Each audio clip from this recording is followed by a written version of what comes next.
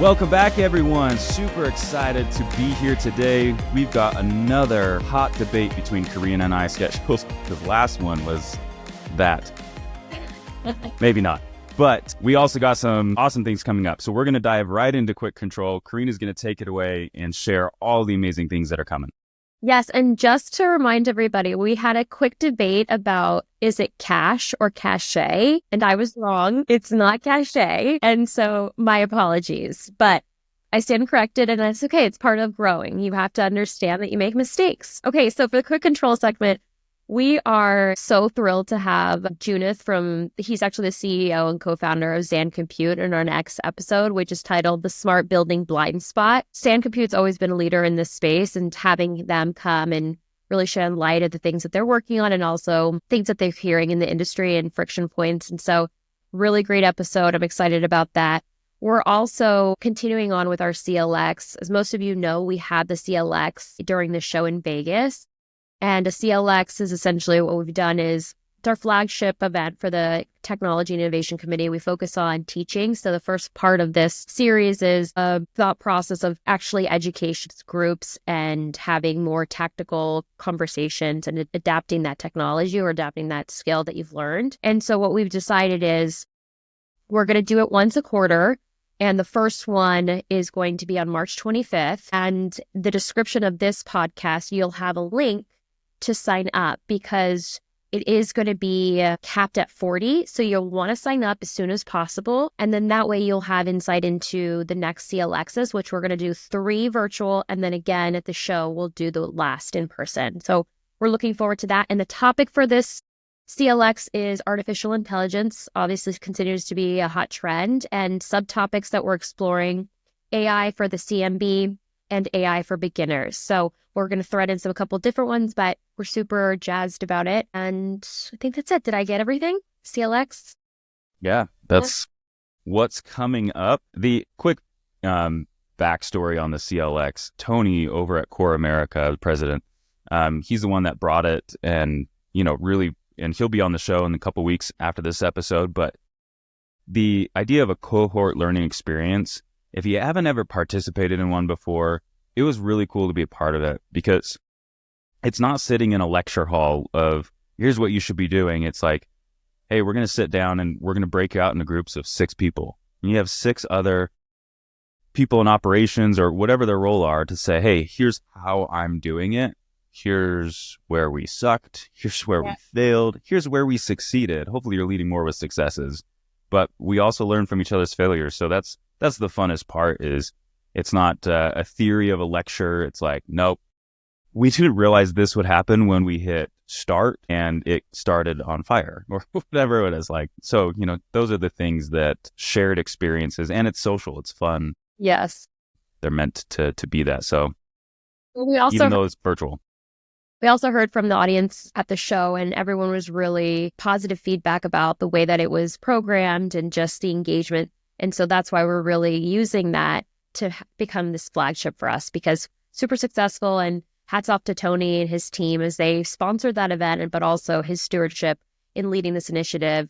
I'm super excited to be able to carry this through for the year and expand on it because people are waiting for it. So we're going to get this going. Yeah. So with that, we're going to move into clearing our cache on thinking. And Karina, go ahead and share our topic headline for our discussion.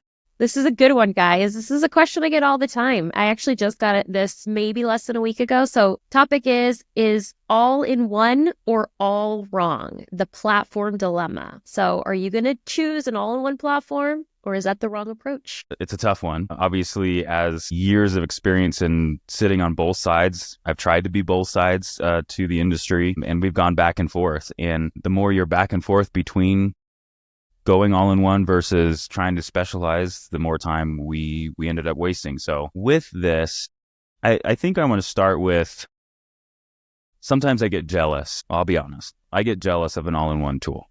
Okay. So, and the reason is because in an all-in-one tool, usually you're in a much simpler setup. You're trying to solve a lot of problems. You're trying to make them cohesive, right? You're building an interface that's the same, the user experience is Yeah. as long as you're doing it right. It's going to be cohesive and correct, right? And so sometimes I get jealous of someone who chose the all-in-one path to be everything, and it only lasts for like 10 minutes. Yeah. Because then I realize, Eating. hey, there's longer term problems down the road. So I guess to position our discussion today, we're going to be talking to people that are trying to scale operations, facility operations, right? And this is really where this dilemma comes in. Because SMB, you can treat SMB very different. You're a small business, mom and pop shop. I want a tool that I can I'm the cleaner and I'm the owner at night. So we'll talk to you guys in the future, maybe more specifically, but today's episode is like, let's talk about technology and the idea of where software is at specifically of this concept. So Karina, what are your experiences between this debate? So I was in the residential space first, right? So I was a business owner in that space. And then I migrated to the commercial industry, still having my own business. And so I get it. I remember using a product called Service CEO, and it was an all-in-one. And from that perspective, we were at that point $1.3 million in revenue from the residential.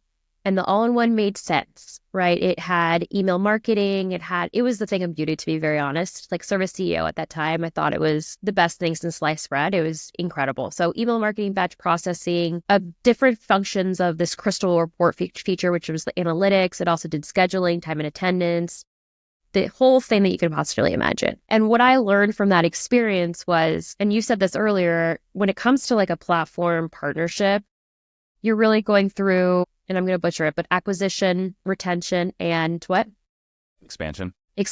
And so from a BSC's perspective, I remember going through with my sales rep and my partner from Service CEO, and they really were guiding me through scaling with the different features and functions of this platform. So it made a lot of sense. And because it's all integrated, it almost unlocked the paths to scale based on where I was. So like email marketing allowed me to cover batch processing, and then I could reduce. I remember going from an admin team of like 5 to 3 in 60, 90 days, less than 90 days, actually. It's probably closer to 60 because we unlocked batch processing. At that time, they were doing manual credit cards one by one. It was excruciating. It was like 55 credit cards daily that they were doing one. So batch processing for us was like the best thing. So all is to say, from a BSC's perspective, from 0 to 3 million, an all-in-one made sense, to your point, right? It made sense. But then what happened was we grew, and the level of depth of a tool really wasn't there anymore. And so then, to your point, I started looking through, how can I use other tools, or how can I go to the market and understand what I can use from a tech perspective and innovation perspective, because then I can sell that to my clients and show them, like, I'm using this amazing tool. And I'm always a firm believer, if you can't do everything great, you can do one thing really great, but not everything. So my thought process really changed. And it was, all-in-ones really are, some do it really well, but most don't. And so I would say all-in-one is not for me. I think it's all wrong. Bold. Yeah, so I stepped into executive leadership in 2016, 2017. And these were the things that I was kind of plagued with, because our messaging, I mean, us as a company, we sold as an all-in-one. And we tried to say, hey, we're an all-in-one. But then people would come to us being like, so do you have CRM? Do you do anything like that? And do you have HR management of employees? And I was like, okay, well, then we're not an all-in-one. So, and the reality is that I don't know of very many businesses today that use one platform for everything. And it's for that same reason, is you start scaling and you start realizing, like, I need something special in my process here. Yes. And so then you start like building this mindset of like, all right, well, we use, like, I can't even count how many software tools we use in our business, from sales, marketing, product development, support, probably over 24, right. Honestly, right, that are different tools for different things. And, we aren't, it's one of those things that it is what it is. And that's where we're at. So there are things that you can take batches of software Right. and try and make them more all-in-one and specialty. But the reality is like when you're trying to make this decision, it becomes a lot easier if you do the prep work of what am I trying to accomplish? Right. Because if you're going to come and sit down and say, all right, I want email marketing, right? I want leads flowing in this way into this system. And even then, there are systems that are separate lead capturing and marketing finding systems versus the CRM, Right. right? So then how do those integrate to each other? So I get the want and desire to be an all-in-one Right. because people are like, oh, I'm moving from this system. Now I'm in this system. And anytime you add a break, you're at the risk of losing data. And I think that's the argument here is the more systems I have, the more complex and risk I am at of having data not transfer and missing the whole story. Yeah. So I'm not advocating for like, so let's go create all-in-ones. Yeah. But I think that's the problem is I'll give you this quick experience. I was on a call about a month ago, and this happens all the time, but this is the last time it was like really brought up in depth. Someone's like, well, of course I would love it to be all one platform and it can do everything. He's like, but that's not a real expectation I should ever have. And I was just like, but the fact that you like want it and love it means that there's kind of an expectation there that maybe one day, I don't know, maybe AI is going to solve that. Right. I don't know. So it's one of those things that for me, the clarity to choose depends 100% on your business, what stage you're at. Yes.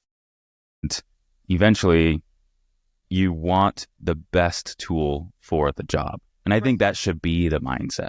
Right. And technology is going to continually evolve and develop. So maybe that someone's going to prove us wrong and say, hey, there's an all-in-one system that can do it.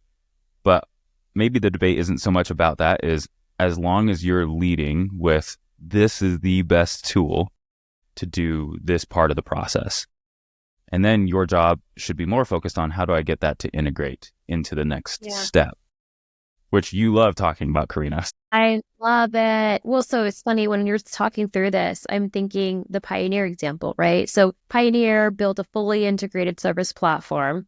And one of the things that I always struggled with in the beginning was like, why would you use another platform if you have a tech team in-house, right? Like you have a senior developer, you have a VP of technology. Why would you use a HubSpot? Why would you use any other tool? Like, let's just build it. And so Chase always pushed back on it. And he was like, Quora will never be an all-in-one, because why would you build something that already exists on the market that's far superior? And so that really challenged my thought process too, is like, you shouldn't have to build from scratch, but you should be able to build on something that can play well with others. And that means that you can integrate with any other system. And so when you're choosing a product, a platform, anything, understanding the level of integration that's feasible becomes super critical. So you can have almost like a pseudo light of all-in-one, right? Because it's like kind of create this all-in-one solution, but you're actually using different environments.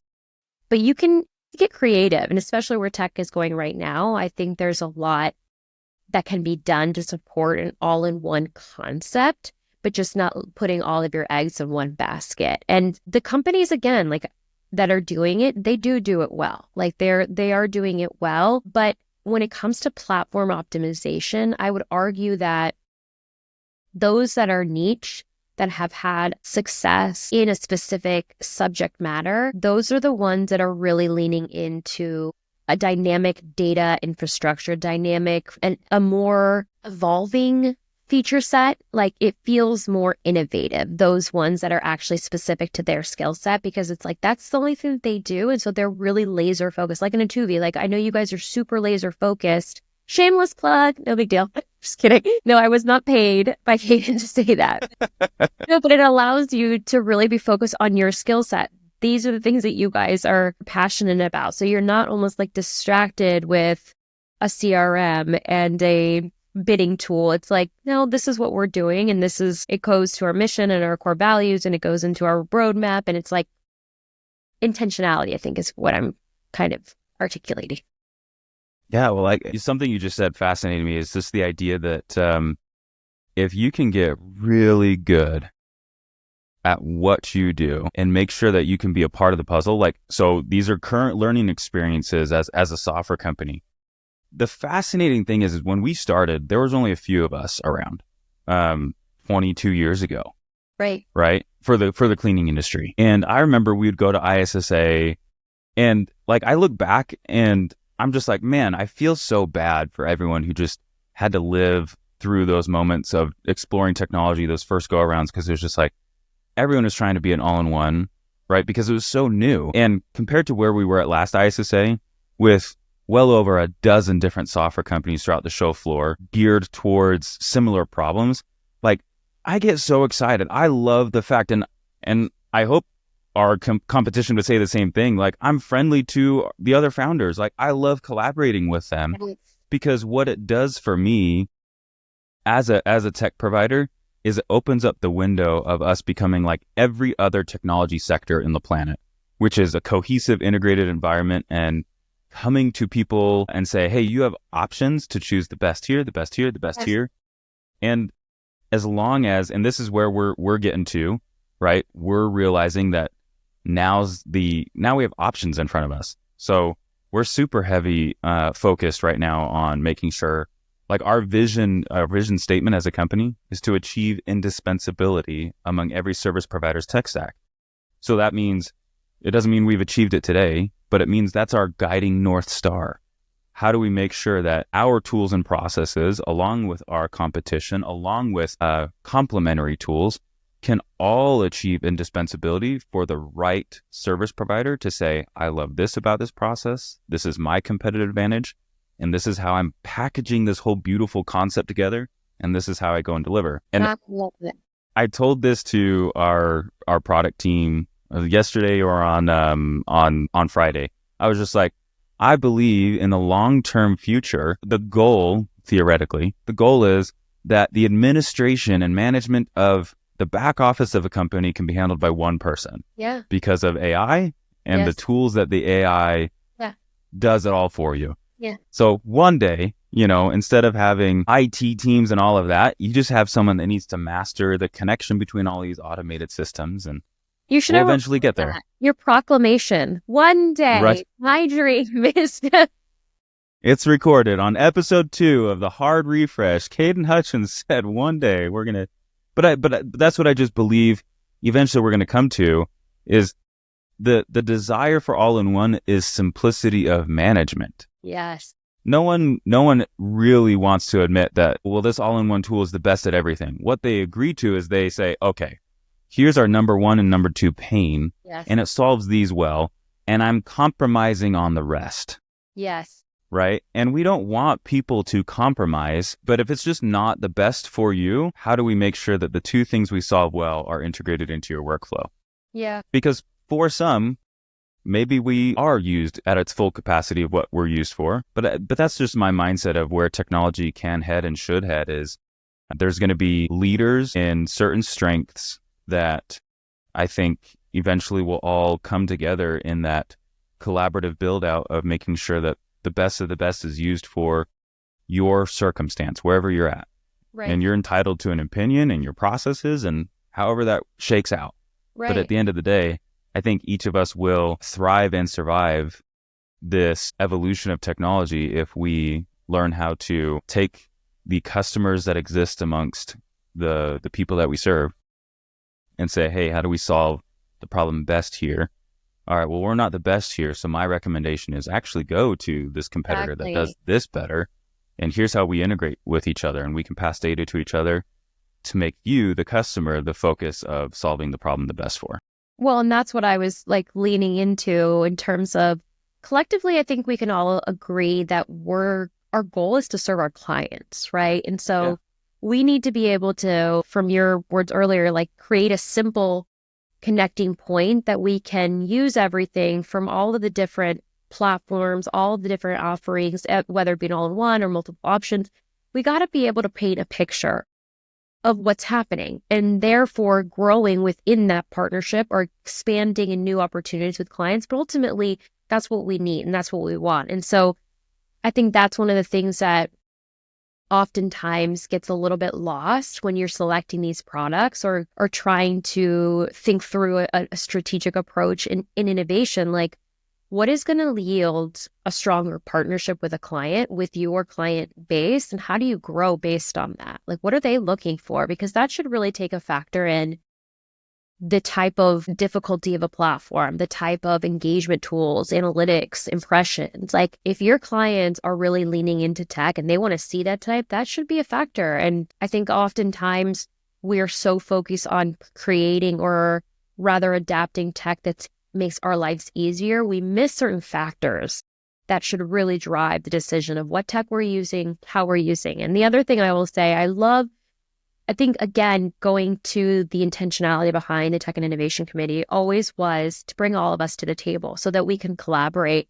And to your point about competitors, for us, we grow stronger because we have each other and we can bounce things off. I remember when I took Clean Code to market, I would call Tony and I'd be like, hey, Tony, I'm struggling with this. And what do I do and how do I do it? And he was always very welcoming and always giving me pointers and kind of pointing me in the right direction. Never once he like, well, you're a competitor of mine and I'm not going to give you that insight. And so that feels awesome that we can create this place, this ecosystem, this culture of, hey, check out Atuvi or check out Smart Inspect or check out and to your point earlier, I think understanding your customers where they're at and understanding, like, maybe I'm not the right tool, but maybe Tony's Smart Inspect is, or maybe Route is, or maybe Swept is, or maybe there's a lot of really great companies out in the market. Why not explore all of them? And we can all play well with each other. Yeah. And it's like the concept of like, hey, there's got to be a moment where everyone aids the mindset and the thinking that exists in the industry forward. And like, that's the vision behind the Innovation and Technology Committee is, hey, how do we get everyone to know the technology that exists out there and how we're all trying to infuse this mission of like, we're all tech companies, those of us that are software companies. Right. We all have the same goal, right. is to get people to automate their lives faster, get their time back, reduce overhead expenses to make more profit. Right. And so that's, and if it's not for profit, it's still, how do you control budgets? When we work with school districts, it's the same thing. Like, it's, hey, we don't have enough budget to keep the level of cleanliness at what everyone's demanding. So how do we optimize our back end office to ensure that we're focused? Like, we're all focused on the same thing, which is the end outcome the customers want. One thing I do find interesting about the infancy of the stage that we're in as a market is it's maybe more of a newer concept that I don't know if it'll receive pushback, but I love the idea of like, hey, how can we come together and all lay down our weapons of competition in these moments to progress the industry forward? Right. And it's also in those moments that there will always be the Android and Apple debate, right? All of these. And what competition does is it allows us to push our level of thinking, and we see a competitor make a decision. Now, you shouldn't just go compete against competitors. Your first people you should listen to is your customers. So as long as they're like directing you, everyone's going to end up in a successful, momentous spot. There's going to be acquisitions. There's going to be mergers in the future. And it's all an exciting ride for the future of technology in the cleaning industry. And I think the reality is that if people keep an open mind about all of those processes and help push that agenda forward, because if we build for our end customers and all of our end customers are constantly demanding an all-in-one, no, I want you to always be good at everything. Right. So then they come to us and they're like, well, nothing's all that impressive. Right. And you're just like, so the industry will push us in the direction of what we're being built. And so the fact that this is a debate today on like, do you choose this or this, means that the industry is breaking out of this mindset that I was a part of seeing firsthand 15 years ago, which was, nope, I just want you to do everything. Like, we used to have a CRM module. We used to have an inventory module. We used to have a bidding and estimating module we don't have them anymore. It took guts, but I said, cut them. They are not good. They are not serving a purpose. They're technology debt to us. Yes, exactly. So it was a hard decision. I would tell you that when you're around really smart, that's why I like talking to you and I like talking to people at the committee, because when you're around smart people, you are who you surround yourself with, right? And so having these conversations with competitors, not just from a perspective of like surrounding yourself with smart people, but I think organically you start to form or conversations about pushing the industry forward from a professional standpoint and challenging each other from like just a quality control inspection tool, right? Thinking through like, what is an actual proper quality assurance program? What is the frequency? Like, what are we saying for the janitorial industry? Is it weekly? Is it daily? Is it monthly? Is it quarterly? And obviously the client will dictate a lot of that, but what are best practices? Like, because there's a lot there in terms of, and we talked about this earlier, like clean and dirty. It's gone are the days of clean and dirty, right? It's much more information is needed. And so having that space where there's a lot of commonality behind initiatives within these amazing companies and what the intention behind professionalizing the industry, standardizing the industry, it feels like we're all trying to march in the same direction and trying to support each other, empower each other and say, hey, like, we all want the same thing for each other, right? Yeah, exactly. Like, well, I think of how every like smart dispensers, like this is going to be its own episode, in the future as people that are way more experienced here. But I see apps being developed for like just the management of like their technology. And I was just like, yeah, but your entire client portfolio isn't using all of the same smart dispenser or brand across your entire management. And so there's got to be this, this revolution of technology that says, hey, you know what? They're creating their own apps to say, hey, manage all. Yeah, that's cool. But, is that scalable compared to say, hey, if I'm a building service contractor, I got 15 different customers that demand I use their system for property management. Yeah. And if we aren't going to get to those conversations to say, how do I solve the problem for the building service contractor to say, hey, now I'm not forced to use their 15 different systems because I'm just trying to keep them happy so I can keep the contract. It's just like, totally cool. We actually can integrate with that system from the main hub of technology we use, and you get our data and vice versa. Like, that's the future that will come together because it's already being demanded. Yeah. And we're going to get into a moment of a lot more data sharing as we move forward. Yes. And that can only benefit all of our end users.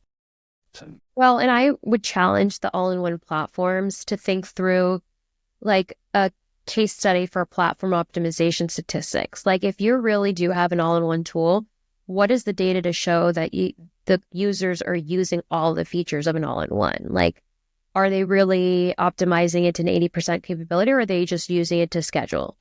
So I think that's also something that would be fascinating because if you, to your point, you sacrifice maybe a little bit in terms of, I really like this time and attendance part of it, but I don't like the other stuff, right? I don't really need the other stuff. So let's see some stats and see like, okay, if you're going to say you're a great tool, like where are your users? What are they using? How often are they using it? I think that would be really fascinating. So years ago, we did migrate and said, hey, we're trying to keep things really simple. And we were going to use the like Zoho suite. Yeah. And there's a couple of Zoho apps we still use today, but over time, we just kept swapping them back out. Right. Now, while Zoho might have a answer to some of those pieces, what Zoho does is also integrate their current with their own competition. Because I think, and many others, like Salesforce and HubSpot, and they understand, like, some people are like, they're competitors. Why are they integrating with each other? Well, it's because they understand the concept that it's better to have people find cohesiveness in their processes and get a piece of the pie instead of force someone into frustration saying you got to eat the whole pie.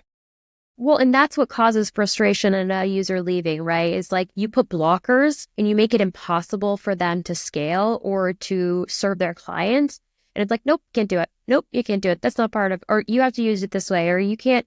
It becomes so frustrating. So companies that do play well with others, I sound like a broken record, but I think those are the ones that are really successful because it makes it very simple, very easy you can work with us, or to Soho's example, you can work with our competitors, but you could also use our system to work with our competitors. It still gives that stickiness factor that platforms are constantly looking for. Yeah. And it's to kind of wrap this all up, it's not easy. No. It is not. It's so hard because the premise behind all of this is you have to define a process. Yeah. And you have to define where data flows in, where data flows out. Yep. And like there's something called data fatigue, where you collect too much data and it doesn't, if you aren't making business decisions off of it, then it's waste. It's just more noise in front of you. Yes. And it's hard to sift through. And honest, you need someone to manage your technology stack. Yeah. The shepherd of that. Yep. 100%. This is a great topic. Look at us. Look at us. We could probably go for another hour. We could. We really could. Real quick story to all of those of you listening. I told Karina I was starting to go into 6 days ago, Microsoft announced this new quantum computing chip. And I started trying to explain it. She's like, we can't bring this up to our audiences. You can't even explain it well. I was thinking, there's no way I could talk about this. This is like way over my head. Flattered that you think that I could have an hour segment, but not a chance. Like, still not clear. All I think about is quantum is the guy, the Ted Danson. What's that show back in like the 80s that he like leaps through the future? You're probably way younger than I am, but oh my gosh, what is it? I'll have to think about it. Quantum Leap. I think it's called Quantum Leap. Quantum Leap. Gotcha. Hold on, I have to do this. But yeah. Go ahead. I was just gonna say there's technology advancing, and I look back at the last decade of advancements for technology, and I just think the next 3 years, every year we get further into it. Think of where AI was a year and a half ago to where it is today. The advancements of automation and understanding, it's all moving towards how do we take incredibly complex technology stuff and make it simple, even for the cleaning industry. And to have sat on a long, 2+ decades in the cleaning industry to see the complexity change from users' understanding and willingness, we're going to see things advance faster. And I think I said this last episode, we're going to see things advance that we as maybe tech people dreamed of. Yes. And didn't ever believe that the industry would come around to advance. And then all of a sudden in a year from now on this podcast, we're going to be like, wow, we got to keep up because everyone's adopting. Yes, that's the hope. That's the goal, that we can not only challenge people in terms of like the way that they think about it, but really enforce change in our behavior and the tools that we're using, how we're using, and lean into things that may feel uncomfortable, but would really help scale the business and really foster positive relationships too with partnerships, in my opinion. Yeah, exciting times ahead. If you like what you are hearing and you have suggestions, and if you want Karina and I to debate something, we haven't really gone head to head on something quite yet, and it's not just us debating. We're obviously, when we bring guests on, we're not going to bring them on and be like, we're going to challenge you today. Little did you know. But if you have suggestions, or if you're interested in adding to the conversation, please comment, please reach out and let us know. And we'll catch you next time on the Hard Refresh. Thanks, everyone.